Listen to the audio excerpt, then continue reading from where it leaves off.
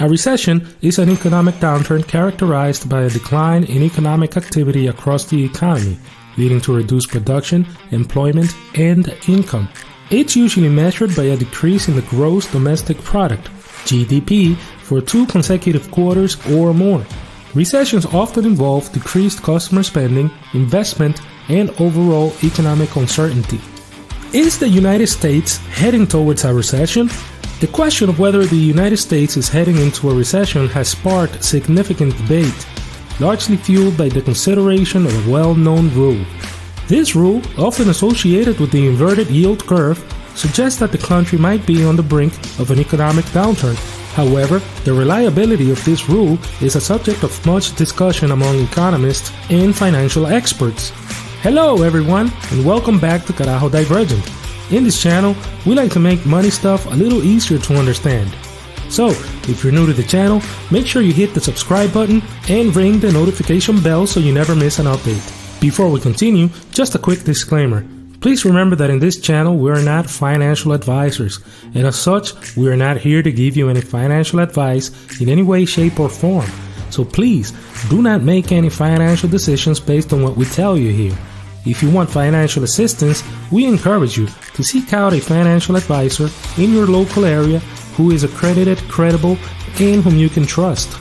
The inverted yield curve, which occurs when short-term interest rates surpass long-term rates, has historically drawn attention as a precursor to recessions. It's akin to a financial crystal ball for some, signaling potential economic troubles ahead. Yet, the accuracy and reliability of this rule remain up for debate. While this rule has been a reliable indicator before many past recessions, it's important to remember that economic conditions are complex and continuously evolving. Relying solely on this rule might not provide a complete picture of the economy's health. Factors beyond the yield curve can significantly influence the economic landscape in different ways. Therefore, while some people give weight to this rule, it's not always accurate or foolproof. Economic predictions are challenging due to the multitude of variables at play, making it essential to consider various indicators and factors rather than relying solely on one famous rule. In simple English, the inverted yield curve is when short-term money stuff gives more returns than long-term money stuff. For example, government bonds. Imagine you have 2 government bonds, one for 2 years and another for 10 years. Normally, the longer you lend the money to the government, the more interest you get. But if suddenly the 2-year bond starts giving higher returns than the 10-year bond, that's an inverted yield curve. It's like saying short-term lending is more profitable than long-term lending. Or interest rates.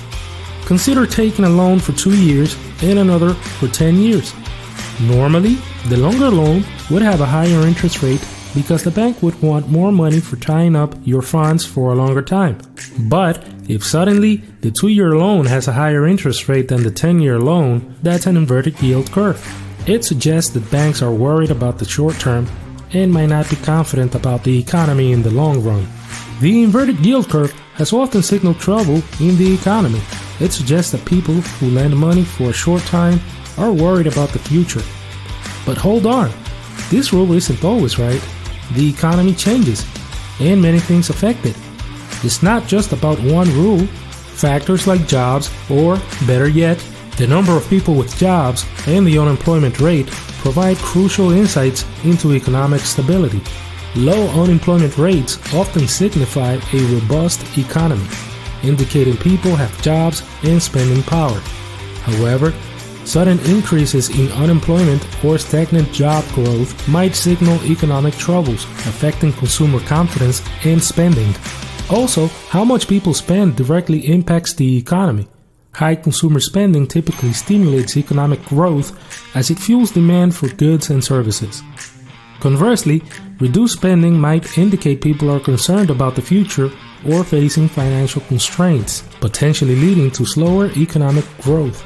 And don't forget what's happening in other countries. The interconnectedness of today's economies means what happens in one country often affects others. Trade relationships, geopolitical tensions, and global market trends all influence a nation's economic health. Events like international trade agreements or disruptions in key markets can significantly impact a country's economy, influencing factors like export-import volumes and business investments. When economists and leaders look at all these different economic signs together, they get a better idea of where the economy might be heading. Each of these things tells them something special about the future ahead. Before continuing with the video, we want to ask you to share your questions or concerns in the comment section below. What signs do you personally look for to understand the state of the economy? Do you think the famous rule about the inverted yield curve is still accurate in today's ever-changing economy? Share your thoughts and let us know. The inverted yield curve helps, but it's just one part of the story. We need to look at many things together to understand what might happen in the economy. So, should we worry about a recession just because of this famous rule? Well, it's not that simple. Some experts say this rule is reliable, while others believe things in the money world have changed. In short, while the inverted yield curve has often warned about recessions, for instance, it occurred before the recessions in 2008, 2001, 1990, and several others in the past. During these historical instances, an inverted yield curve typically occurred when shorter-term interest rates, like the 2-year Treasury yield, exceeded longer-term rates such as the 10-year Treasury yield. This inversion reflected investor concerns about the near-term economic outlook compared to the longer-term horizon. The inversion can signal a few key factors.